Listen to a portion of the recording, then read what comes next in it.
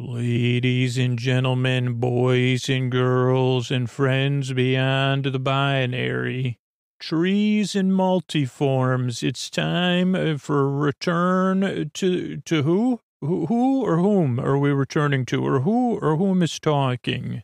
Well, I could tell you that I don't know the difference between my who or my whom, but I can tell you that one of my favorite doctors, David T., is coming up tonight. I'm going to be talking about an episode of, well, anyway, I'll be meandering. It'll take me forever to get there. It'll feel like I never got started, because I'm really here to take your mind off stuff and keep you company as you drift off to sleep. Who I am, and that's who I am. Oh, who I am is a good question. And if you're thinking about that stuff, that's one of the things I'm here to take your mind off of, because it's time for Sleep With Me, the podcast that puts you to sleep. And if you're a regular listener, please either pay attention right now, or when your hand hits that fridge tomorrow, or your coffee pot, go to sleepwithmepodcast.com/sponsors so you can see how we bring you the show for free twice a week. Thanks. Hey, everybody, this is just a reminder that this episode was recorded a little while ago, but I wanted you to know that Sleep With Me is here to support you, and you can find links in our show notes, and Sleep With Me is here to support our Black community because Black Lives Matter. You can find links about that also in our show notes, and you can find links of steps and actions you can take, or if you're saying, what, like you don't understand, you could find out more, and you could really take a look at things internally and externally, and slowly start to become a part of the solution. And all of those links will be in the show notes. So I really wanted you to know that right up front. Thanks. Hey, everybody, it's Scoots here. And I know this isn't an easy time for everybody, but I wanted to let you know this podcast is going to continue to be coming out on Sunday and Wednesday nights. So ideally, the podcast stays a place that you can rely on whenever you need it. But I do want to ask those of you that are in a position to do so to think about supporting the show.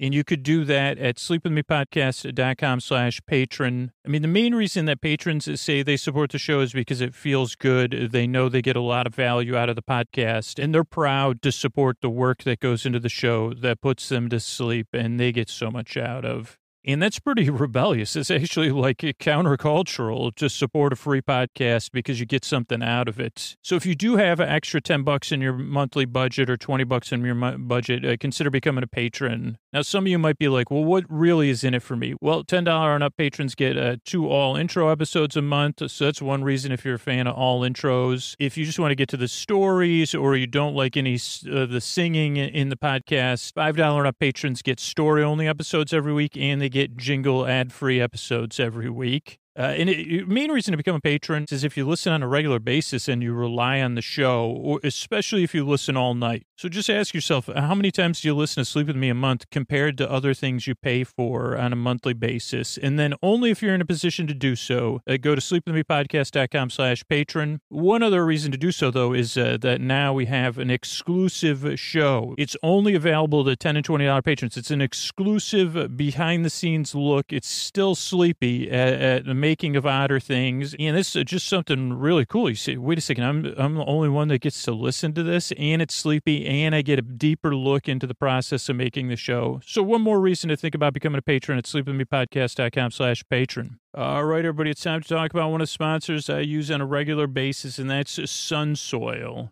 Now, these days, it seems like companies are putting CBD in everything, but they can be really confusing, right? You don't know where to start. You say, what's a good value? What's a good company? Well, there's a company in Vermont that's down to earth and doing things differently, and that's Sunsoil. And there's 2 products from Sunsoil that I really like to use. One is the full spectrum CBD soft gels. I take one of those right around bedtime. But then I also like the CBD coconut oil because I use it topically, but you could also use it in cooking and stuff. But you want to know more, right? So let me give you some more information. Sunsoil makes a CBD oil that's USDA certified organic. They grow hemp on their farms in Vermont, and they never use pesticides, herbicides, or GMOs. Sunsoil keeps it simple. In fact, most of their CBD products have just 2 ingredients, coconut oil and hemp. And this is where it gets even better. And gets even better on top of that. Sunsoil is surprisingly affordable. So high quality and great prices. They farm their own hemp. They stick to simple ingredients so they can offer higher quality CBD at half the price of other brands. And that's what I love about it. You know, they're transparent about their ingredients. They make simple, straightforward products that are effective.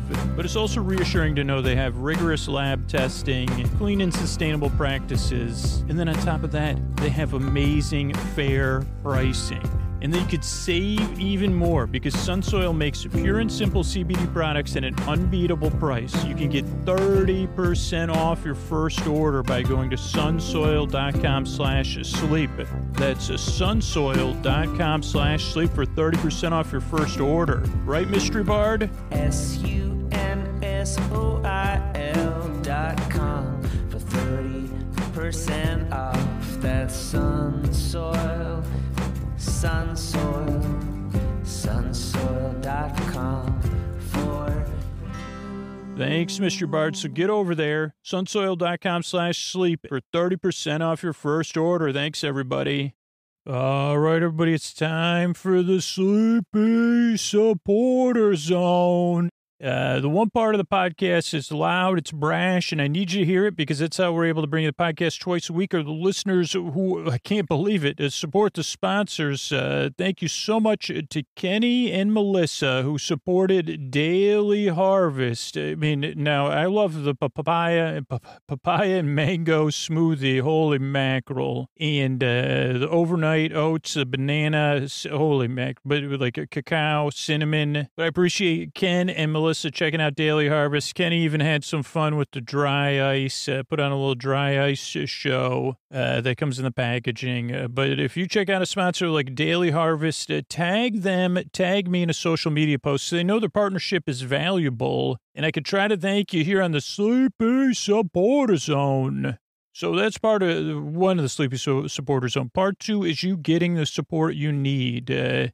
If you're in extra need this time, you need to reach out. There's links for you to support your own self-care and maybe get connected with some extra help right now. Those links are in the show notes on most podcast apps.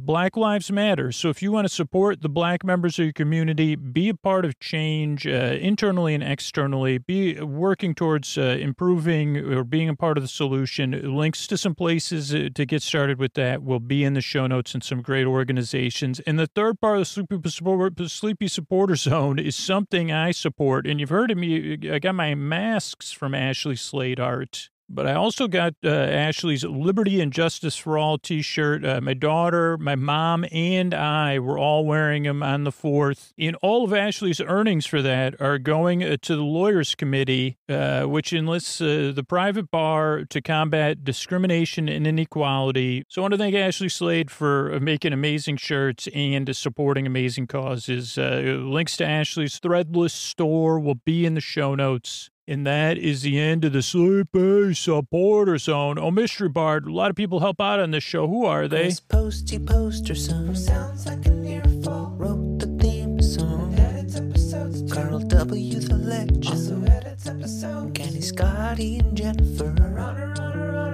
Eric and the team at Astound are on the website. I am the Mystery Bard. I do the lullabies, yeah. I do commissions at JonathanMann.net. I'll write a song for you. Any reason at all. You can tell me the story and I'll make it personal. You see the kindness shine straight on through when the listeners form their own Facebook group. Keith, Stacy, Sarah, Julie, and Jennifer. These are your moderators. Get support dear Scooter on Patreon. Buy the merch and support the sponsors. You can find anything you want at sleepwithmepodcast.com. And we're so proud that we could dance. We're raising money for the Water Wheel Foundation, and Scooter might get a perm. Thanks, Mystery Bard. I'm at Dearest Scooter on Twitter and Instagram. That's how you can get a hold of me, or through our contact page. And remember, sharing the podcast is a free way to support the show. Let somebody else know just organically. When podcasts come up, show them how to subscribe to podcasts, or if sleep comes up, tell them about Sleep With Me. Particularly if you use things that I don't use, like LinkedIn. People are telling me that's a great place to share about stuff like that if it comes up. Thanks so much, and let's get on with the show and slow it down. Hey, are you up all night tossing, turning, mind racing, trouble getting to sleep, trouble staying asleep? Well, welcome. This is Sleep With Me, the podcast that puts you to sleep. We do it with a bedtime story. All you need to do is get in bed, turn out the lights, and press play. I'm going to do the rest. What I'm going to attempt to do is create a safe place where you could set aside whatever's keeping you awake, whether it's thoughts, you're thinking about, thoughts on your mind, or, I guess could be other thoughts. So whatever you're thinking about, thoughts, feelings, physical sensations, changes in time or temperature, whatever's going on, a second, third shift, you could be on call. Stuff could be just, stuff, holy stuff, STUFF. I'd like to read it in reverse. When I think about some of the stuff that keeps me up at night, I'd spell stuff backwards, but I drop one of the F's, and then whatever comes after the U, like the T and the S too. Yeah. You don't need to talk, but just sometimes. But I'm here. I already got lost. What am I going to do? What am I doing? Oh, I was saying the stuff that keeps us up at night. I was kind of, no, I'm not really. I'm just being facetious. I know it's not your fault. You're keeping me up at night. It's just a thing. But so, yeah, I'm here to try to do it with kindness, a little bit of silliness. So what I'm going to do is I got this safe place carved out, set aside. It's palatial. I don't know if I've used the word palatial on this podcast before. Makes me think of the palatial podcast I haven't started. The podcast about palatial places and things palatial and things interesting to palatialists. The palatial notes. The podcast about palatial people, palatial. What about palatial people? Are those people that live in palaces or palatial-like, build palatial-like places? Are all palaces palatial? No. Are all palatial places palaces? No. Don't put the P in the palace, though. I mean, unless you're in the right room, okay? But please. But what was I talking about? Oh, I'm going to create this safe place. I got to set aside. Maybe we'll go back to, I love saying palatial. It's like palladium, which I think is like a new, thing. Anyway, okay, so, or velodrome. I don't know why velodrome just popped in my head, too. So I'm going to create a safe place. I'm going to send my voice across the deep, dark night. I'm going to use lulling, soothing, creaky, dulcet tones, pointless meanders, superfluous tangents. I'm going to go off a topic and do those extra words, mumbles. You saw one of those tangents, pointless meanders, superfluous tangents, all in an effort to keep you company while you drift off. If you're new, a couple of things you might want to know right up front. One, this is a podcast to keep you company as you drift off. I tend to, I think I said that. I'm extra mixed up today, which is a good thing in this podcast. But so if you're new, here's a couple of things to know. One, this podcast doesn't work for everybody. So kind of just see how it goes. It doesn't necessarily have to work for, just kind of look at it loosely, like if you were studying a cloud. Or if someone was listed, here's the thing, if you have more than one palace or palatial, if you have a palatial estate, and you start talking about it, I'm probably going to start to tune you out. I mean, maybe, and that's just for my own, since I don't have a palatial estate, you say, well, yeah, then we have the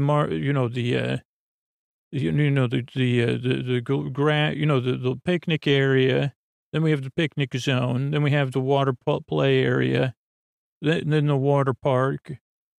And I say, sorry, you have a water park at your palatial estate? Well, it wouldn't be palatial, would it? Then we have the Water Gardens, which are really nice. So at some point, I would probably tune you out, or you'd see steam coming out my ears, and I would be green with envy. I'd probably be red with envy, not green with envy. But so this podcast is very similar to that. Like, for some people, there is steam coming out their ears. Sorry about that. It's just not for everybody. But for a lot of people, you could just start to tune me out. That's what the regular listeners do. If you're new, you might be paying attention. You say, what is up with all these people that listen to this show? Because he doesn't talk about anything or get to any points. And the regular listeners would giggle along with that. And they'd say, yeah, but he doesn't. That's why we love old Scoots.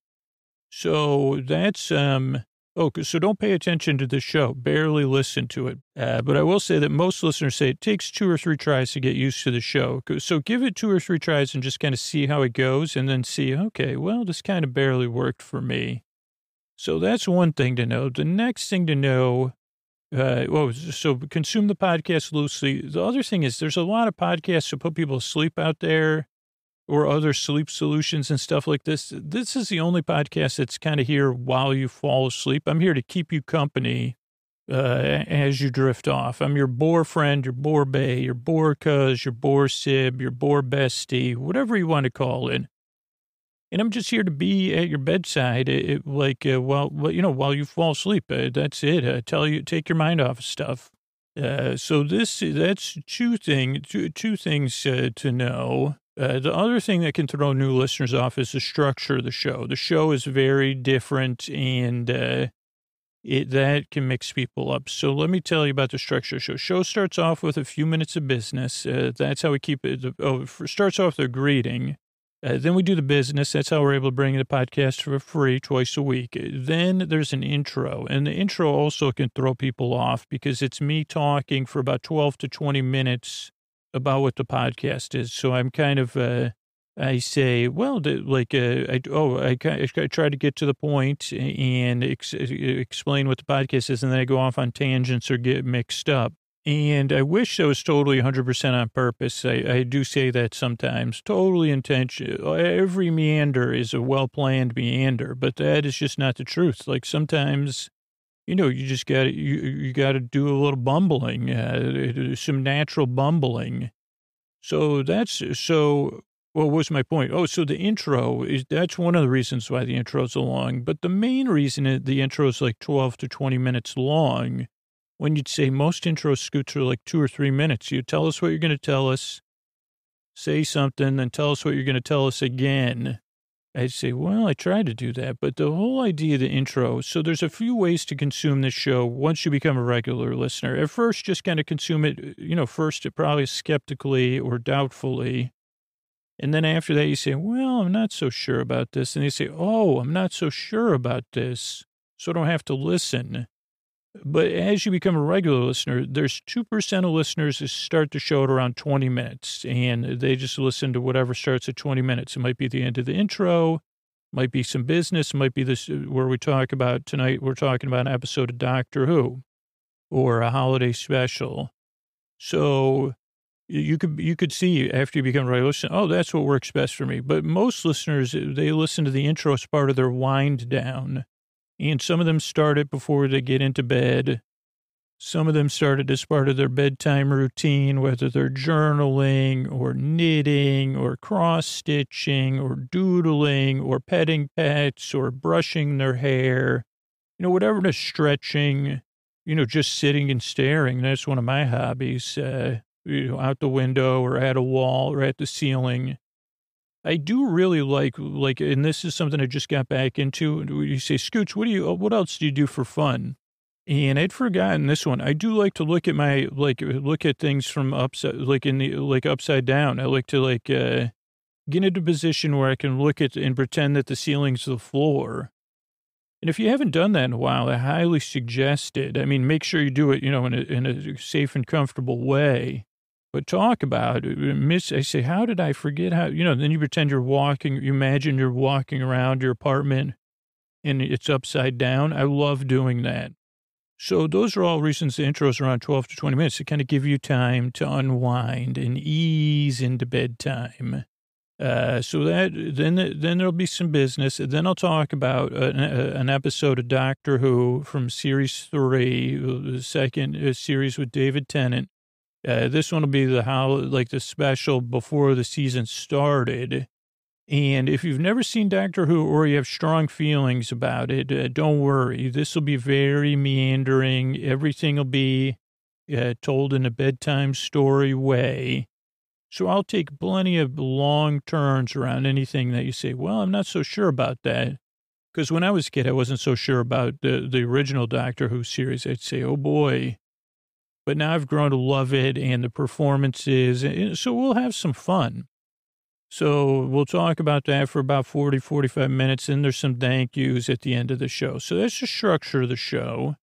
And the kind of two pieces of code you could follow. Don't really need to listen to me or just barely listen. Don't take me seriously. And no pressure to fall asleep. The reason the shows are about an hour is I want to give you plenty of time to drift off. So I'm here to keep you company as you drift off instead of putting you to sleep. But then if you can't sleep, I'm here. Or if you need a break during the day, I'm here. Or if you wake up, as I have been doing, you say, well, here's some Scoots. I can just put on Scoots and it'll take my mind off of stuff. So that's all the stuff around the structure of the show. The reason I make the show is because I've been there. I know how it feels in the deep, dark night. I know how it feels, trouble getting to sleep, trouble staying asleep. So I know how it feels, and it's not great. And so that's one part of it. But I also truly believe you deserve a good night's sleep and you deserve a safe place to respite. So that's why I make the show, because your world and our world will be a better place if you're rested. So that's really it. I'm really glad you're here. I really appreciate you coming by and checking the show out. I work very hard. I yearn and I strive because I want to help you fall asleep. And here's a couple of ways I'm able to bring you the show for free twice a week. Thanks for coming by. Hey, everybody, it's Scoots. I don't know if you've ever thought about becoming a patron and then changed your mind or decided, nah, I don't want to be a rebel with the cause. I don't want to support a free podcast. I'd love to hear why. But I think I have some pretty good reasons why maybe you could think about it if you're in a position to do so. If you're not, this is an uncertain time. I'm just reaching out to the people that are in a place where you could afford an extra $5, $10, or $20 a month. So if you can't afford it, you get a lot out of the show. Those are the basic reasons to consider becoming a patron. And you say, only 1 or 2 out of every 100 listeners becomes a patron. Well, do you have what it takes to do that? Do you listen to the podcast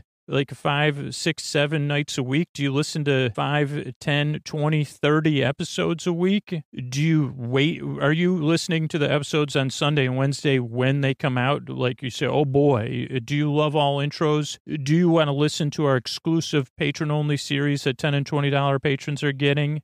But particularly if you listen all night, the patron feed is just way more designed for that. Or if you consume a lot of Sleep With Me and you want more selections, or you want story-only episodes, or you want all intros, see if you have extra $10 or $20 a month in your budget and go over to sleepwithmepodcast.com/patron. You get something back, but really it's what you get on the inside that you could feel good about, that you say, well, the podcast I rely on is going to be there when I need it and when thousands of other people need it too. So thank you so much, everybody. That's sleepwithmepodcast.com/patron. Hey, everybody, it's Scoots. I'm excited to talk about the sponsor I eat breakfast and lunch with right now. And I don't know about you, but when the summertime comes, particularly right now, I say, well, I'd like to take a vacation from all the meal prep, especially when it gets warm in the kitchen. I'm looking for ways to do less. And that's why I've been putting all that aside and keeping things easy with Daily Harvest. There's one other thing I think about when I think about summertime, and that's a cool scoop of goodness. And Daily Harvest has got you covered there, too. They have a new plant-based ice cream, and they call it Scoops. And Scoops are free of additives, preservatives, and fillers. They're made with organic ingredients like black sesame, coconut cream, and dragon fruit. And they're amazing. The first one I tried was the vanilla and salted swirled black sesame, which was absolutely delicious. And the sesame really added a lot to it. But I've always been a mint fan, and the mint with dark melty cacao chips is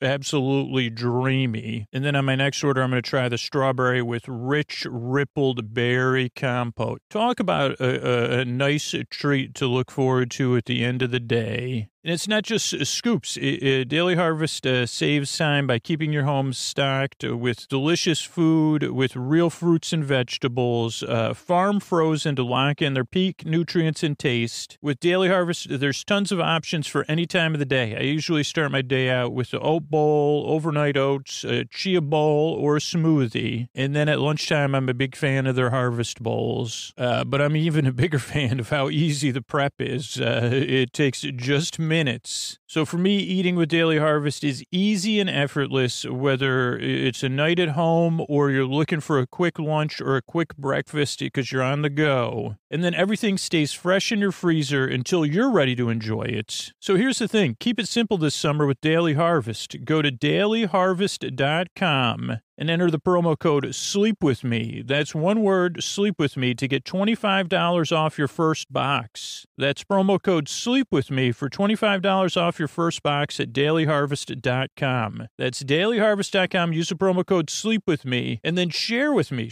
a picture and stuff and let me know. And thanks, Daily Harvest. All right, everybody, Scoots, we're talking about Doctor Who. We're doing the holiday special, The Runaway Bride, which I believe precedes, I know it precedes series 3, the second David Tennant season. And it opens with a wedding and a lot of shots from the wedding, the organ, the bride, the groom, the guests, even one sneering guest, the wedding music. Here Comes the Bride, or I don't know what song it is. There's candles, there's lanterns, there's greenery. Oh, boy. Ribbons, and then the bride turns to gold dust. It ends up it's gold space dust, and she in her space dust form goes into outer space and straight into the TARDIS, and we get some comedy because she shows up in the TARDIS and the doctor says, "What? Like what?" Right now, I just rewound it to see she's turning to stardust. Her mom and the groom are gasping. She flies off of Earth, probably light speed, I guess, if she's stardust, into the TARDIS. Doctor looks up, what? She says, who are you? What? Who are you? What? Where am I? What in the heck is this place? And the doctor says, what? Then we get a short open, I think, what open bride something. Yeah, we see David Tennant, Catherine Tate, and Doctor Who. So I don't think anything else for the intro. The TARDIS flies in, Runaway Bride by Russell T. Davies. And we're still going through the opening. I'm watching this on BBC America that I recorded it. She says, where am I? The doctor says, TARDIS. She says, what? TARDIS? What? TARDIS? You ready? And she says, that's not a proper word, which actually it is. It's capital T-A-R-D, proper noun. Yes, it is. She also calls him Dumbo. She goes, I was halfway up the aisle, I've been waiting to get married, seconds away, and then how'd you get me here? Also, there's marble. This is the first time I saw marble on the TARDIS. Now, I may have missed that before. Doctor's trying to calculate and fix how even she got there. She goes to leave the TARDIS, sees space. He says, yeah, that's outer space. You're in space, outer space, or something like that. This is my spaceship, I guess. And she goes, who are you? He says, I'm the doctor. Who are you? And she says, Donna. And he goes, are you human? She goes, yeah, of course I'm human. What are you? She goes, is that optional? He goes, well, I'm not. Yeah, it is for me. She goes, by the way, space is kind of cold with the doors open, so they close it. Then the doctor does fast calculating talk. He's trying to figure out everything, trying to figure out who she is, why she's there. But she goes, you know what? I need to get back to the church. I think it's in Chiswick, but I'm not sure about that. Get me to the church. He goes, yeah, well, you're not supposed to be here anyway. St. Mary's, Hayden Road, Chiswick, Earth, the solar system. Then she finds Rose's shirt. He goes, that's my friend. She's gone. She goes, what do you mean gone? He goes, I lost her. And then we get a little touch of, back to last season. And she goes, hurry up and lose me back to my wedding. But the doctor's got a scowl, in a frown. And he goes, right, Chiswick, St. Mary's, recalibrating. There's also something on the wall or one of the ribs of the TARDIS. They land. She goes out, looks around. She says, St. Mary's. She goes, what Martian are you? He goes, there's something up with the TARDIS. This is when he recalibrates. She goes, she's digesting something. I don't get it. And he goes, have you eaten something strange, Donna? She tries to look around the TARDIS, which blows her mind, of course. That box comes back to the TARDIS. She goes, she goes, that box is weird, man. He goes, is there something? He goes, are you sure you're getting married to a human? Not a whatever those were, Slytherines or whatever. Then she says, I just want to get married. She goes out to the, she also talks about pockets, because they go, he says, come back. She goes, the TARDIS is too weird. No way. Any phone? She goes, no, I'm in a wedding dress. No pockets. Have you seen a bride with pockets? The doctor doesn't have an answer for that. She goes, I forgot to ask the one wedding dress with pockets. She goes, let's get moving. He goes, I'm not from Mars, by the way. They get in the cab. It's double rates in the cab because she says, I'm in a hurry. I don't know what double rates said today. She goes, you got any cash, doctor? He goes, no, don't you? She goes, pockets. He goes, okay. So then she yells at the cab driver, double for his mother. We see some Boxing Day signs outside of James Howell and Company. The doctor hacks a payphone so she could call her mom, but she has to leave a message. The doctor hacks an ATM, so that she can get in a cab. She borrows a tenner from somebody without the doctor, while the doctor's trying to get money. We see three Santas in a band playing Tidings of Comfort and Joy, and some snow person inflatables in the background. But those snow people are not in the business of giving tidings of comfort and joy. They're clearly trouble, so the doctor throws a cash party. But she gets in a cab, Donna. But a Santa's running the cab, and it's a Santa to say, time for straight to the North Pole, this cab's going. So it's action TARDIS time, and this was a cool scene. I was trying to imagine myself watching this as a holiday special as a kid and thinking this would be really fun. And the doctor has her on a map. It's a Santa bot, or robo form. Then we get another open tag. Then, the ad. Then we see Donna in the Santa roboform cab. And the TARDIS is flying after her in pursuit with hero music. And there's kids in the car. They see it. They love it. The doctor uses some twine to control the TARDIS while he tries to, help Donna. She doesn't want to go to the North Pole. She wants to go to her wedding. And he kind of works out a method. Then we get some James Bond music. This is when it's revealed that Santa's a roboform. And he says, if the Santa's a roboform, there's no way that it's going to take you to your wedding. It's got to be going straight to the North Pole. So Donna says, but I'm going to my wedding. So she won't go with the doctor though either. Doctor has to use his twine to speed up the TARDIS. He goes bouncing on some cars, more Bond music. He tries to cancel the robot. That doesn't work that well. She said, Donna says, no jumping on the motorway. The doctor says, come on. The kid's in another car cheering, jump, jump, jump. And he says, you got to trust me. And then she does. And there's victory music. And the TARDIS is out. Then we see a watch. Is that right? And some steam. Let me see. What do we have here? The doctor's trying to warn her off. Say, come on, let's get going. They jump back in the TARDIS. Everybody's kids are happy.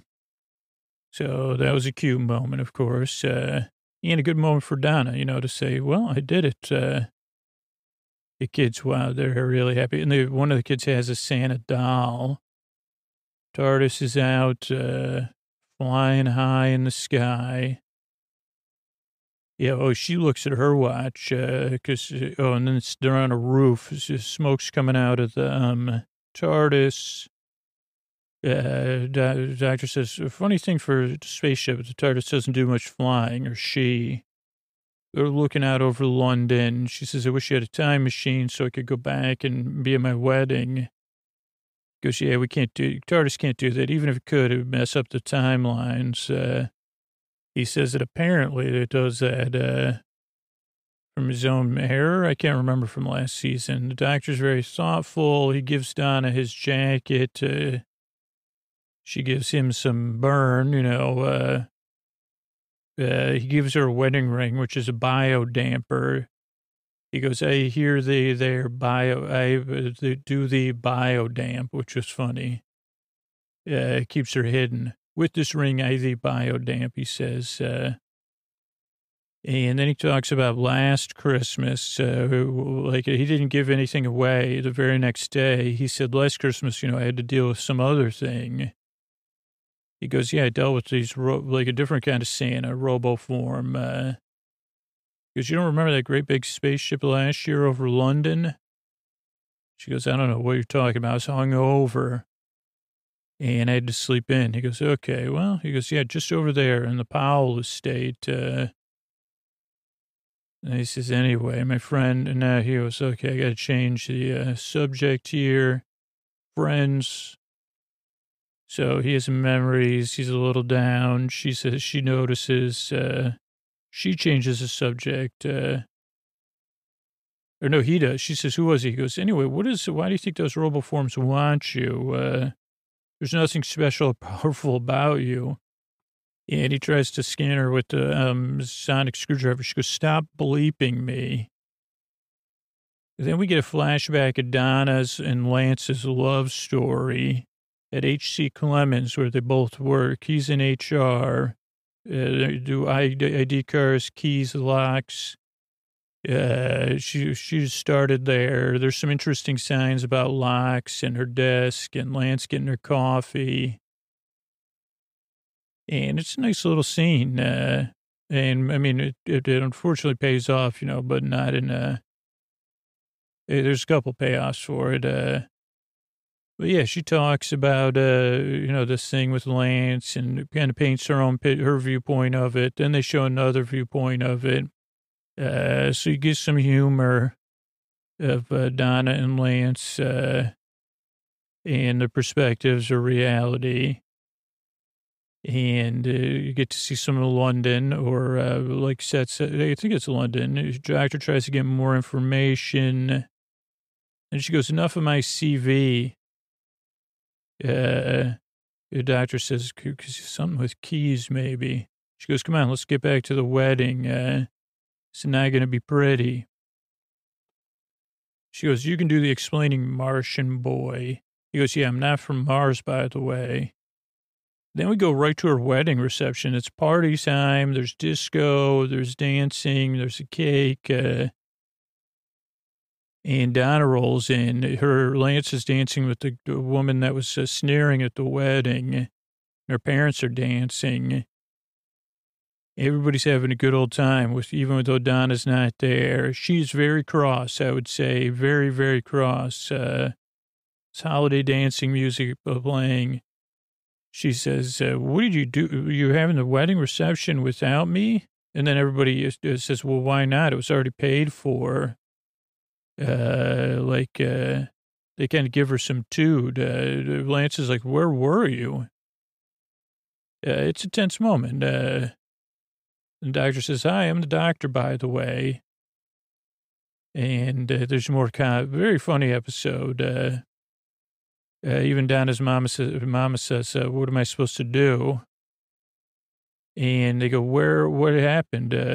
You just disappeared. So she gets a little sad, but it's a fake out. She kind of plays them. And then I think there's a commercial as Donna plays them and winks at the doctor that she's super sad. Then we come back. Let's see. We come back to. I have to fast forward through these commercials because I don't have it an ad free. I can't find it anywhere. I guess it's moving to another service, but I do have it on BBC America. So we go back to the party. It's really kicking off. Donna and Lance are dancing. Neil Hannon singing "Love Don't Roll By." Doctor borrows somebody's flip phone, looks up H.C. Clements, puts on his thinking face, goes over to the videographer. He says, okay, what is up with this disappearing Donna? He sees that it's gold that she disappeared by. He says, well, that's impossible. It's like Huon particles, too ancient, so old. Doesn't exist anymore, billions of years ago. So old that the biodamp doesn't even work. It can't be biodamped. Then we have Action Doctor again. We see Santa bots everywhere. They're in the Manchester suite, by the way, where the wedding reception is.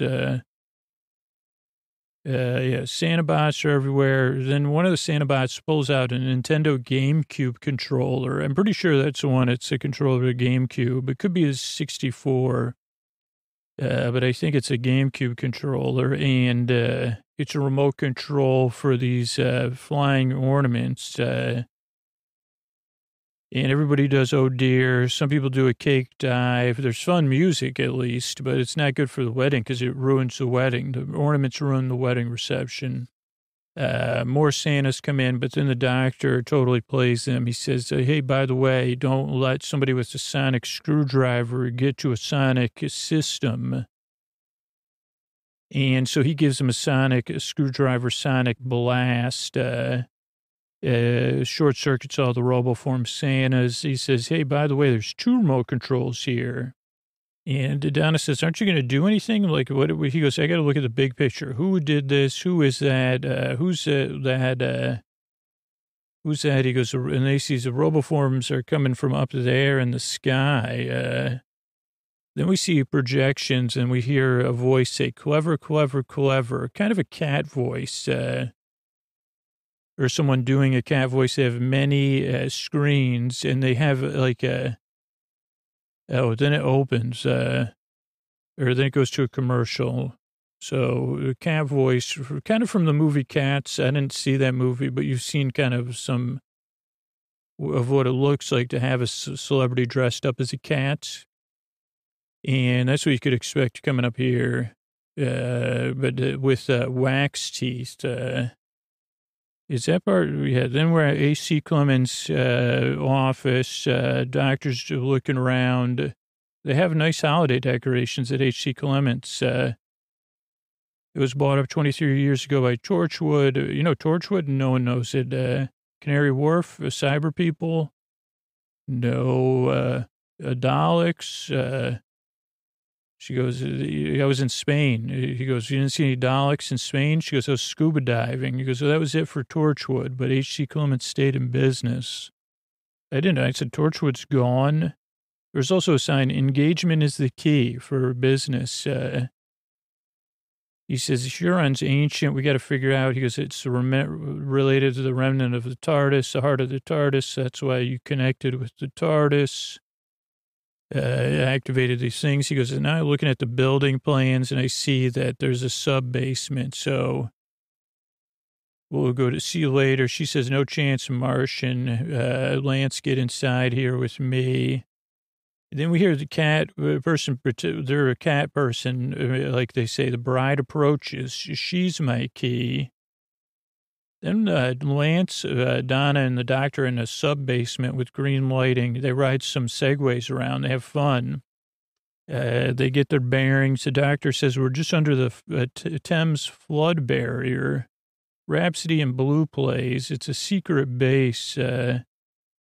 And somebody says, I know, love. They go into a lab. There's particle extrusion and bubbles. And the doctor says, yeah, they're extruding Huron particles. I don't know if from the Thames or something.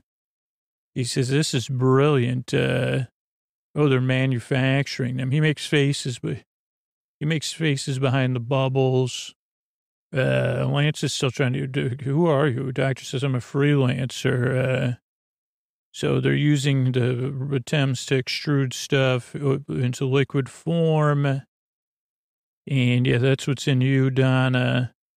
He uses them to light her up to show the resin, that Huron particles resonate. The doctor gets really excited, does some fast talking, says Shazam a few times. Shazam a few times. Because he says, well, geez, your wedding, you would have been all, you'd have had all these chemicals inside. Endorphins, adrenaline, you're like a walking microwave. That's what makes you go Shazam. But the doctor says, don't worry, I'll reverse it. They open up lab 003, and we see Santa just roboforms in cloaks. There's a big hole in the earth built by a laser. It goes all the way to the center of the earth. The doctor's surprised by that. Then the cat is coming in through, let me get some of these, he says, geez, how far down does it go? But then they hear this voice. The doctor says, oh, well, only a doctor talks to thin air. Who are you? Come on down and see us. It says, hi, I'm a cat high in the sky on a pillow, floating over Christmas night. And the doctor goes, I'm not talking he goes, come on, kitty cat, I want to see you. Come on down. She goes, who are you to command a cat? He goes, I'm the doctor. And she goes, prepare your best stuff, doctor, man, because you're going to be in trouble. Then the cat appears, and she's like doing meowing in some cat hissing. Arachnos is the name of the cat and the cat people.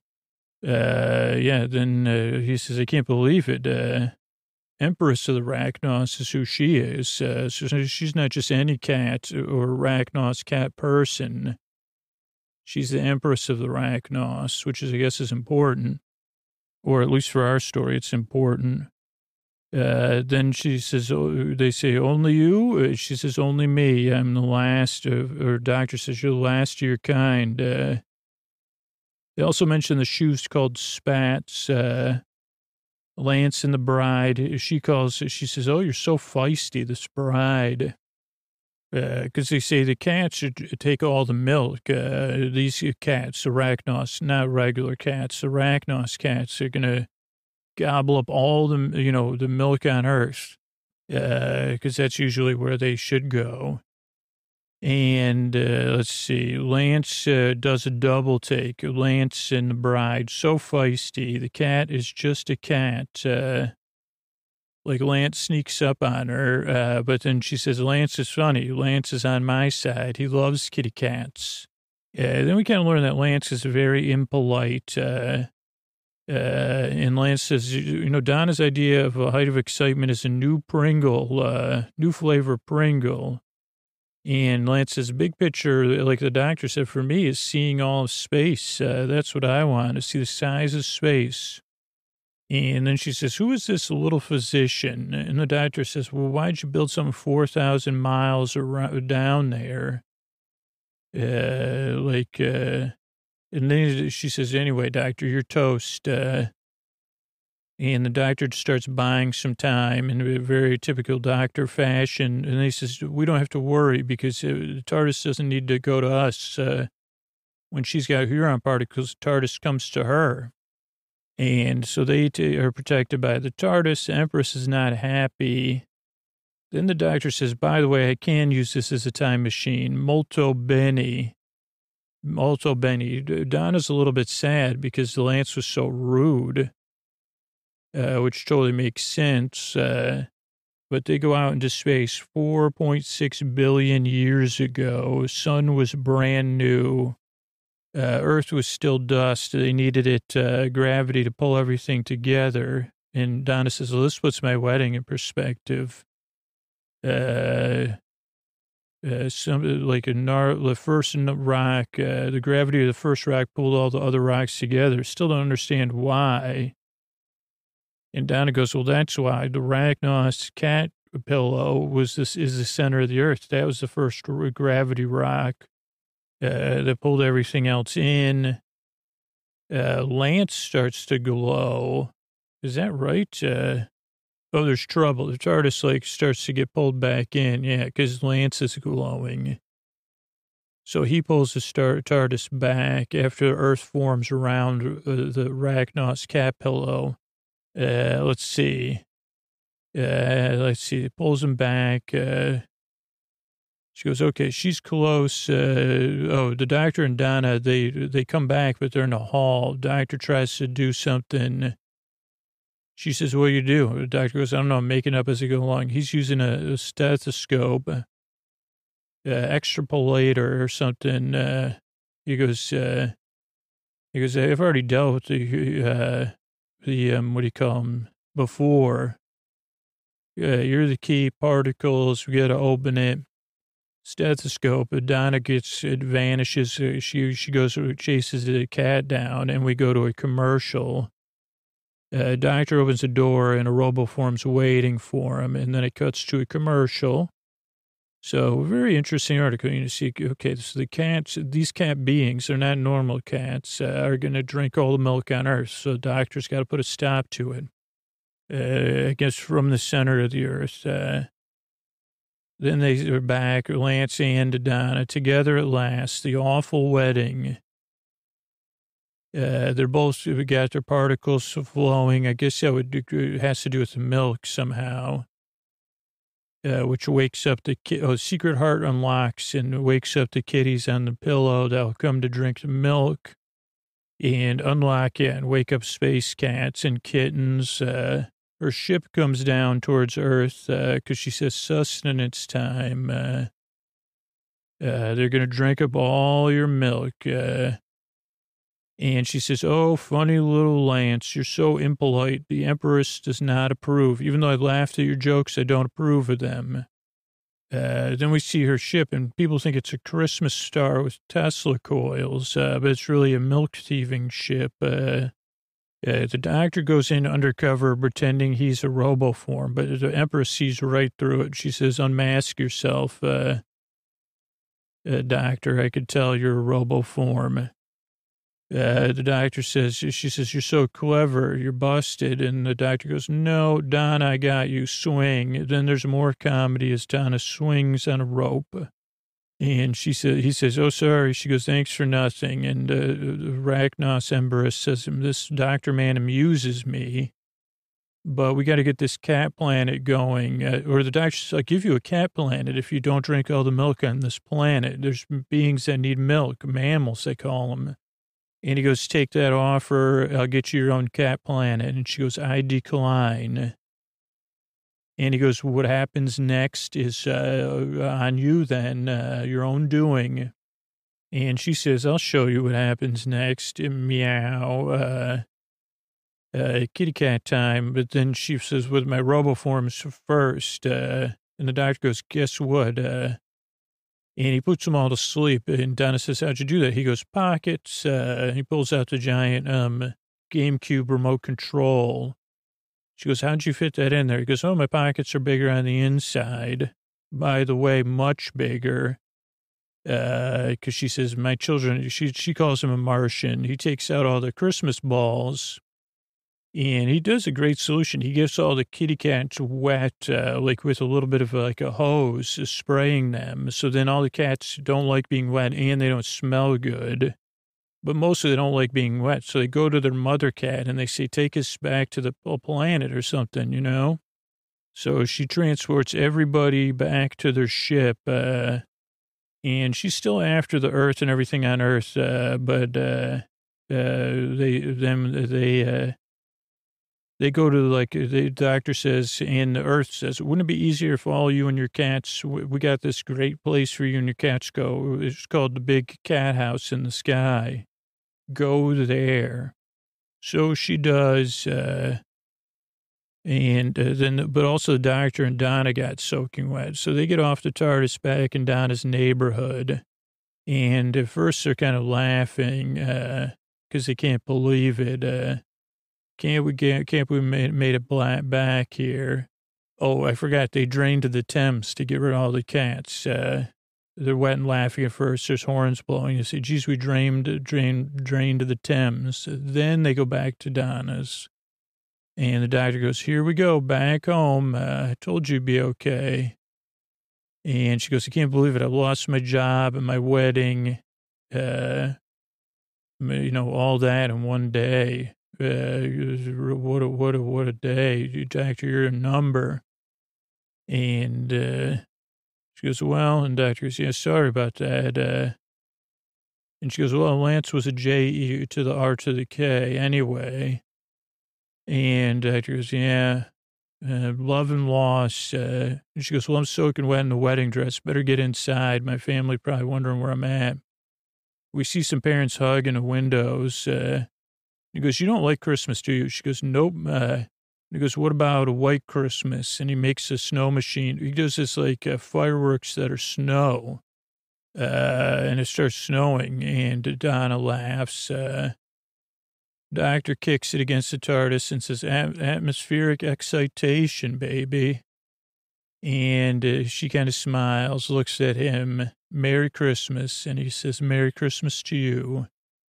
And he gets back in the TARDIS, and this episode comes to a close as the TARDIS heads out. Good night. Oh, actually, sorry, not good night. I got to do the run through, huh? Okay, so we'll run through some facts here. Chiswick, Chiswick. Chiswick, this pronunciation, west of London, England.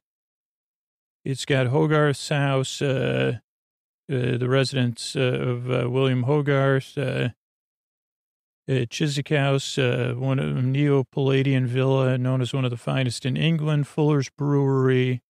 It's in a meander of Thames, known for competitive and recreational rowing with rowers clubs. And the finishing post for the boat race is downstream of Chiswick Bridge. It's an ancient parish in Middlesex, agrarian and fishing economy beside the river. Had good communication with London, so it was a popular country retreat and then part of the suburban growth in the 19th and 20th century. It became a part of Greater London in 1965. Affluent Bedford Park, Grove Park, Glebe, Strand on the Green, tube stations, Chiswick Park, and Turnham Green, and Gunnersbury. In Gunnersbury, local Triangle Local Nature Reserve. Let's see, it's 15,550 square miles, or 6,000 square kilometers, or kilometers square. Let's see if we can see the population. 5.72 kilometers square. Oh, that's density. I don't understand that. I don't see a population list. So that's a little bit about it. And I'll link to the Wikipedia article. But yeah, it has a decent amount of stuff there. Yeah, right. A couple other things that came up in this episode. One was like Howell's Department Store, which is real. It's a large department store on St. Mary's Street in Cardiff, Wales. So this is a little bit different than like Doctor Who is filmed in Wales, or was. So, kind of the uses, but it's real, and they were in St. Mary's anyway. History-wise, James Howell was the son of a farmer. 1865, he opened a shop in Hayes, Cardiff, in Stewart Hall, and it was a drapery shop. They moved to St. Mary's Street, By 1892, he had a shop that extended from Trinity Street in the east to St. Mary's in the west. The first part of the current store was built in the late 19th century, ornate facade visible on St. Mary's Street. In the 1920s, it was a neoclassical expansion. It was a unique result of this extension was that Bethany Chapel, built on the site of an earlier chapel in 1865, was absorbed into the fabric of the building, and its frontage was incorporated into the interior and is still visible in the store today. That'd be cool. It was a family-run business managed by the family of James Howell. Then in the 1900s, they formed James Howell and Company Limited. And then, they kept extending the store even into the modernism of the 1960s. They had a car showroom across Wharton Street and other businesses. And today, the store, this is all from Wikipedia, major destination, second largest department store in Wales, 150,000 square feet of selling space. Went a big refurbishment, brought in new labors and labels in 2009. In 2018, it was announced the store would close. But they were working on keeping it open in 2018. So we'll have to see. And it's been used inside and outside on Doctor Who, in Rose, and other things. So that's cool. Big part of Doctor Who for us. Okay, I'm not going to quote the lyrics from the song Last Christmas, but Last Christmas, the Doctor said in this one. So I want to talk about the Paul Feig movie, written, Emma Thompson's one of the writers, and it's based on the song inspired by the music of George Michael. It stars Emilia Clarke and Henry Golding. Talk about superstars. Michelle Yeoh's also in it. And it was released last holidays. I haven't seen it. Got mixed reviews. But those two leads, they said the chemistry between them was amazing. It was successful in the box office. And I've been told to see the movie and not learn anything more about it. So don't learn anything more about it. Trust me, I haven't seen the movie, but I trust Emilia Clarke and Henry Golding. So don't read about the movie next holiday season. Just go see it, because I didn't see it last Christmas. But this Christmas, I probably will. Okay, the next person is Neil Hannon. I know sometimes it's Niall Hannon. Northern Irish singer and songwriter, was a front person of the group The Divine Comedy, and he writes a lot of songs for television, Father Ted, The It Crowd, and he did at least one song for this Doctor Who episode, maybe more. I'm just trying to find Doctor Who, Song for 10, Love Don't Roam, that was the one in this one. Hitchhiker's Guide to the Galaxy, So Long and Thanks for All the Fish. He does sound a bit like Tom Jones in some of the songs in a good way. So that was just something I want to look up. Nintendo GameCube is up next. The Nintendo GameCube, also known as just the GameCube, is a console released in 2001 and 2002. Nintendo's sixth generation successor to the Nintendo 64. Was around when PlayStation 2 and the original Xbox came out. It was the first Nintendo console to use optical discs in the mini DVD format. Couldn't play full-size DVDs or CDs. It could only be used for gaming. Was limited with online gaming. You could connect a Game Boy Advance to it via cable, which you could play, so you could do special in-game features. It used composite video cables to display the games, though it did change to digital component in 2004. It said GameCube on top. I was right about the controller, though I don't know any other previous controllers, but it does look pretty similar to the remote control the Doctor had. Not identical. Reception was positive. The controller was praised. It had an extensive library, good games, but it just didn't sell well. And when I say that, I mean it still sold 21 million units. and it was discontinued when the first Wii came out. Let's see, graphic hardware design, ArtX, let's see, development, ATI. Just seeing what else we got. Discontinued. There's a lot in this Wikipedia article. Storage, 2 memory card ports for saving games. Learn from its other controllers, what worked and what didn't work. But it went from Nintendo 64's 3-handled controller design back to a 2-handled handlebar design. So maybe it was more like the Nintendo 64 controller. Let's see. It had innovative first-party games, including for Super Mario and Zelda. The first Animal Crossing was on here. Metroid Prime, Legend of Zelda, The Wind Walker, Super Mario Sunshine, and Super Smash Bros. Melee. Also a re-release of Luigi's Mansion, which Nick Weiger loves that game, I think. Or at least he used to talk about it a lot. So that's a little bit about a Nintendo GameCube. Okay, when it comes to pockets, I think you want to check out Articles of Interest, the podcast, 99% Invisible podcast, spinoff by Avery Trufelman. And episode number 3 is about pockets. Came out October 2nd, 2018. And you can find that in the 99PI feed in your podcast app or Articles of Interest. And you can find it, just listen to it.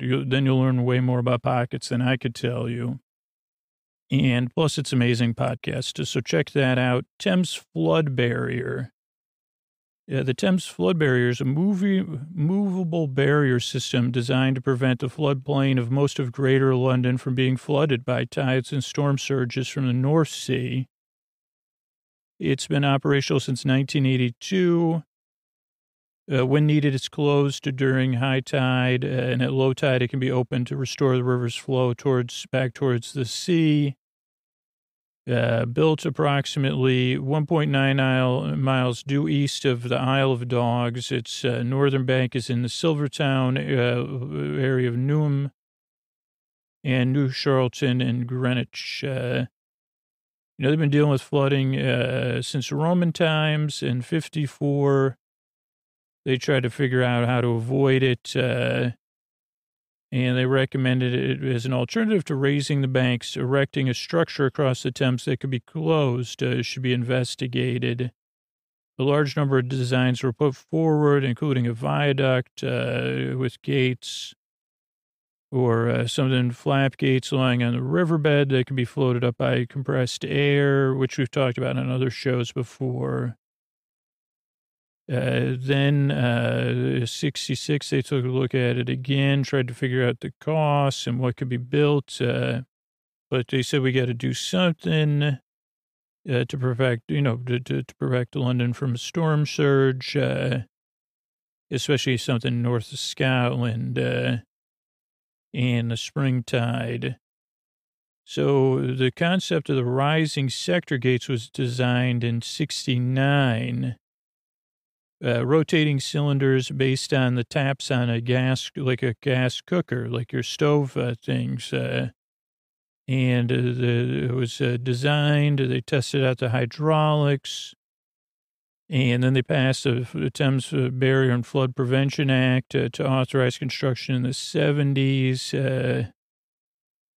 And they started work in 1974, 2 phases, Southern Piers first, and then the Northern Piers. There was a lot of work. Predictions for operations.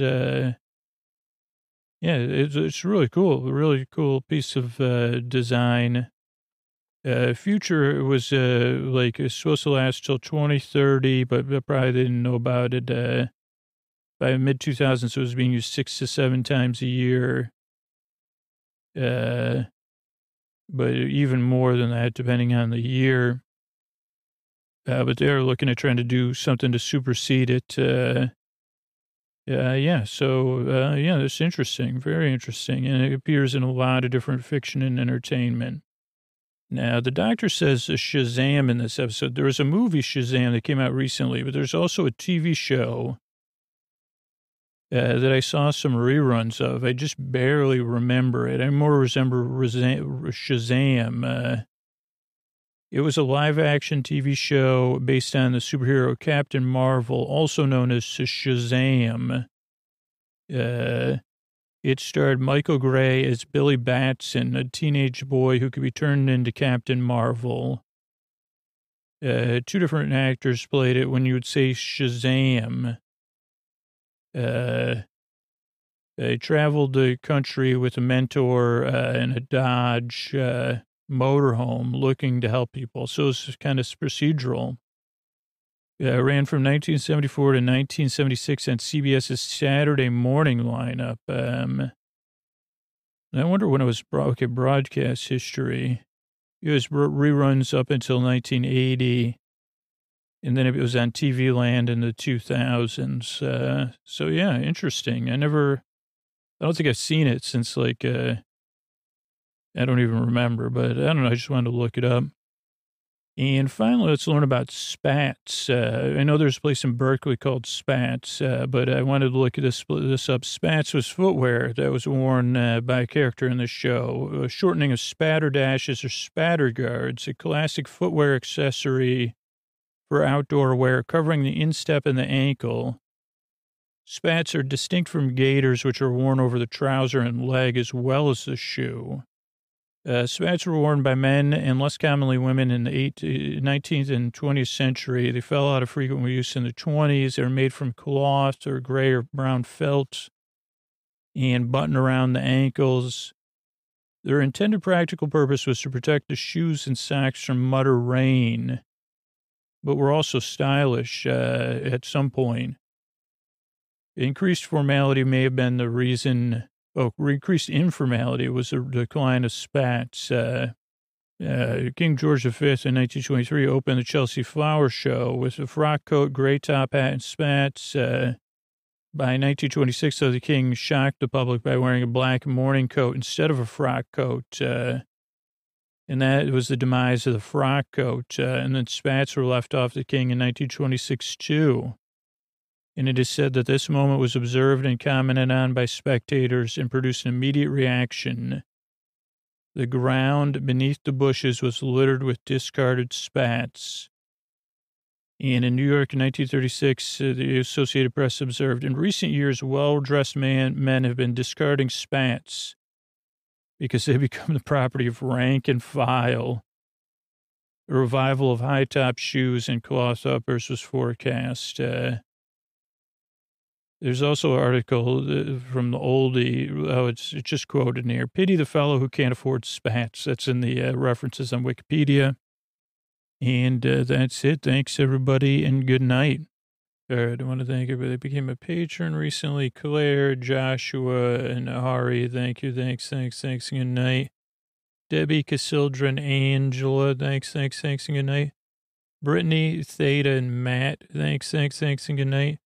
Rianne, Jamie, and Haley, thanks, and good night. Mary, Madison, and Ari, thanks, and good night. David, Sandra, and Amelia, thank you, thanks, and good night. Rachel, Molly, and Lilith, thank you, thanks, good night. Latia, Lynn, and Sarah, thanks, good night. Adrian, Laura, and Guillermo, thank you, thanks, good night. Stephanie, Debbie, and Donna, thanks, good night. Amanda, Kate, and Cecilia, thank you, thanks, and good night. Vicky, Donna, and Bonnie, thank you, thanks, and good night.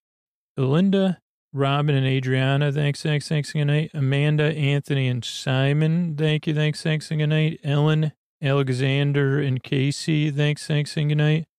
Jen, Wendy, and Jonathan, thanks, and good night. Jen R., Tish, and Daniela, thanks, and good night. And Charlotte, Mary, and AJ, thank you, thanks, and good night.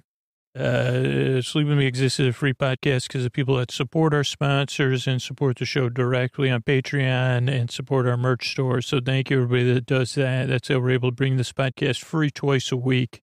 And then what else do you need to know? We grow by people just simply spreading the word about the show. So if you spread the word about the show, it's a huge help, too. And speaking of spreading the word, here's a podcast I want to let you know about.